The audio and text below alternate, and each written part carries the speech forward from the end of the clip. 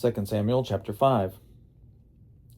Then all the tribes of Israel came to David at Hebron and said, "Look, we are your bone and flesh.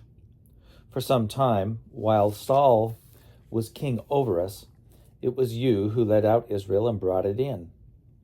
The Lord said to you, 'It is you who shall be shepherd of my people Israel, you who shall be ruler over Israel.'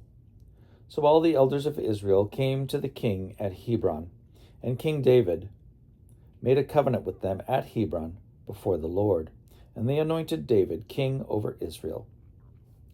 David was 30 years old when he began to reign, and he reigned 40 years. At Hebron he reigned over Judah 7 years and 6 months, and at Jerusalem he reigned over all Israel and Judah 33 years. The king and his men marched to Jerusalem against the Jebusites, the inhabitants of the land, who said to David, "You will not come in here. Even the blind and the lame will turn you back," thinking, "David cannot come in here." Nevertheless, David took the stronghold of Zion, which is now the city of David. David had said on that day, "Whoever would strike down the Jebusites, let him get up the water shaft to attack the lame and the blind, those whom David hates."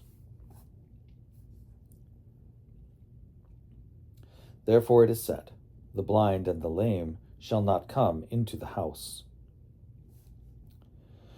David occupied the stronghold and named it the city of David. David built the city all around from the Millo inward. And David became greater and greater, for the Lord of hosts was with him. King Hiram of Tyre sent messengers to David along with cedar trees and carpenters and masons who built David a house. David then perceived that the Lord had established him king over Israel and that he had exalted his kingdom for the sake of his people Israel. In Jerusalem, after he came from Hebron, David took more concubines and wives, and more sons and daughters were born to David. These are the names of those who were born to him in Jerusalem: Shammua, Shobab, Nathan, Solomon, Ibhar, Elishua, Nepeg, Japhia, Elishama, Eliada, and Eliphelet. When the Philistines heard that David had been appointed king over Israel, all the Philistines went up in search of David. But David heard about it and went down to the stronghold. Now the Philistines had come and spread out in the valley of Rephaim. David inquired of the Lord, "Shall I go up against the Philistines? Will you give them into my hand?" The Lord said to David, "Go up, for I will certainly give the Philistines into your hand." So David came to Baal-perazim, and David defeated them there. He said, "The Lord has burst forth against my enemies before me like a bursting flood." Therefore that place is called Baal-perazim. The Philistines abandoned their idols there, and David and his men carried them away. Once again the Philistines came up and were spread out in the valley of Rephaim.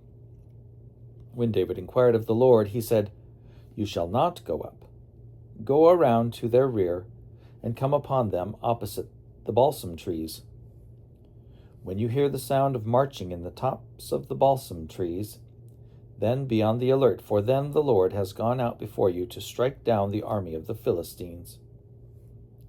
David did just as the Lord had commanded him, and he struck down the Philistines from Geba all the way to Gezer.